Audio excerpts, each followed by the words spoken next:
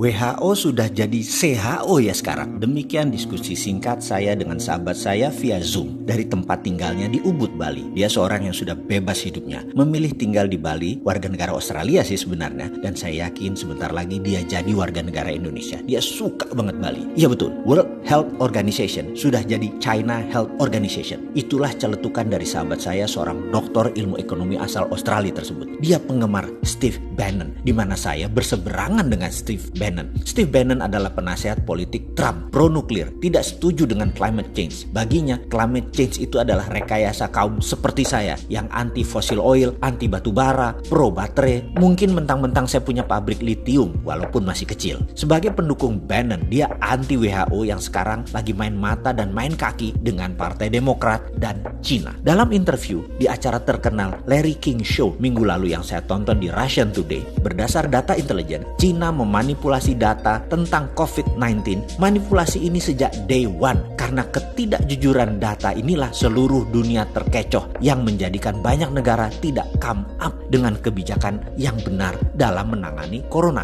Cina di bulan Januari dengan bos WHO melakukan false information ke seluruh dunia dengan mengatakan virus corona menyebar hanya dari animal to human, tidak bisa human ke human. Virus dikatakan hanya bisa menyebar dari binatang ke manusia, tidak bisa dari manusia ke manusia. Inilah yang membuat banyak negara jadi tidak aware mematikannya dan kecepatan penyebarannya virus corona ini. Saat ini komunitas dunia marah dengan Cina dan mungkin akan melakukan tuntutan internasional serta sanksi bagi Cina. Cina bermain dengan siapa? Dengan bos WHO, Dr. Tedros Ghebreyesus, yang menutupi fakta sebenarnya akan fatalitas corona tahap awal ini. Dikatakan bahwa tidak terlalu mematikan corona itu. Fakta berikutnya, di bulan Januari sebelum lockdown, Cina membeli 250 juta APD, alat pelindung diri, di seluruh dunia sebagai tindakan balasan atas tindakan Amerika tersebut. Bos WHO bocorkan ke Cina sehingga Cina bisa pukul balik dengan mengunci peralatan medis yang di kemudian hari, yaitu sekarang Cina buat uang besar sekaligus membalas. 250 juta APD itu adalah separuh kebutuhan APD dunia saat ini, termasuk APD dari Indonesia dibeli Cina kala itu. Ternyata begitu dunia kena, dunia tersadar karena dikatakan tidak mematikan, ternyata mematikan, sehingga dalam false information yang jadi acuan banyak negara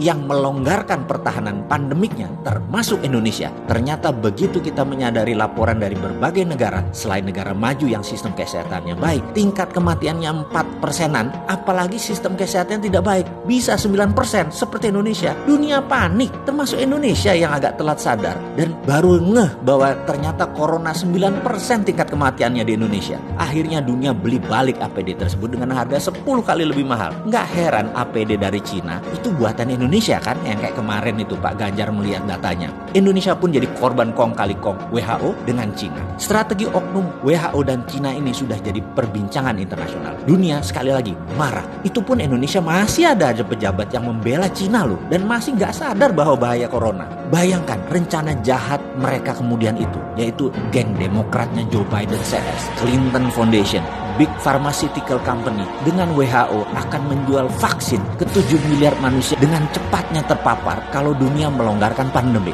Ini big business dan ini menjadi senjata untuk menjatuhkan Trump. Ini membuat Trump marah luar biasa karena kecele dimainkan di dalam dan di luar negeri. Dia tuntut WHO, dia hentikan sumbangan Amerika ke WHO dan bahkan akan keluar dari WHO. Rencana besar akan memvaksin 7 miliar manusia di dunia ini menjadi serangan terbuka oleh Trump. Pasti dia gagalkan rencana koalisi besar Cina, Partai Demokrat, dan WHO ini. Jujur, bagi saya ini bedil sudah dikokang semua. Ini bisa military war. Mengingat sejarah sebentar ya. Kita tahu, zamannya Obama, Cina itu mitra strategis. Baru zamannya Trump, diperangi Cina itu. Ini info agar semua sahabat paham betapa cairnya dan dinamisnya geopolitik dunia itu. Apa yang dilakukan Trump? Trump tekan India untuk memberikan obat ke Amerika segera. India memproduksi obat corona dipaksa diberikan ke Amerika saat ini juga. Ingat, saya pernah katakan jauh-jauh hari setelah Cina, Amerika melirik India. Tadinya Indonesia ya, karena Indonesia nggak paham, jadi melirik India. Amerika bangun India persis seperti dukungan Amerika di tahun 2000-an, di mana 30% pabrik Amerika dipindahkan ke Cina. Sekali lagi, saya ingatkan, obat vaksin corona India nanti rajanya. Sahabat, data ini valid dan ada di mana-mana. Terbuka kok data ini, cek aja. Steve Bannon yang terang-terangan membuka aib WHO ini. Ceklah marahnya Trump dengan dunia farmasi Amerika yang ternyata main dua kaki dukung dan angkat Trump di awal lalu dibanting kemudian mereka pindah ke Partai Demokrat. Anthony Fauci, Director of National Institute of Allergy and Infection Disease, sebagai orang Trump di dalam penyelesaian Coronavirus Task Force, adalah orang yang bermain di 6 presiden Amerika, adalah juga orang di balik SARS dan AIDS dengan ciptaannya di Perancis. Ini salah satu yang memulai skenario biological warfare ini sejak awal dari pihak Amerika. Sekarang di COVID-19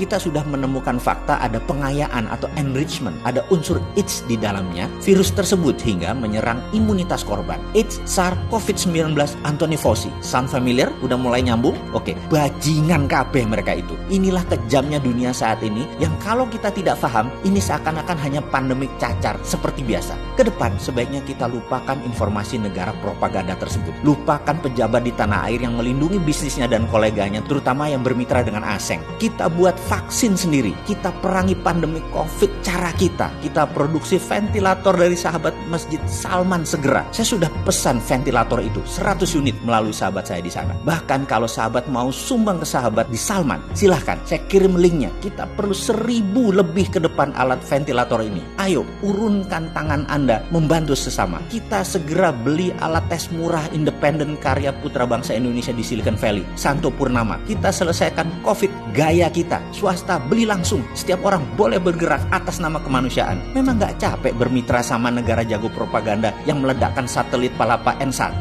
dan banyak lagi alat abal-abal seperti termometer. Bodong lah, juga informasi yang dimanufaktur. Cina itu memang memanufaktur apa aja. Cina itu memanufaktur semuanya, termasuk data dimanufaktur sama mereka.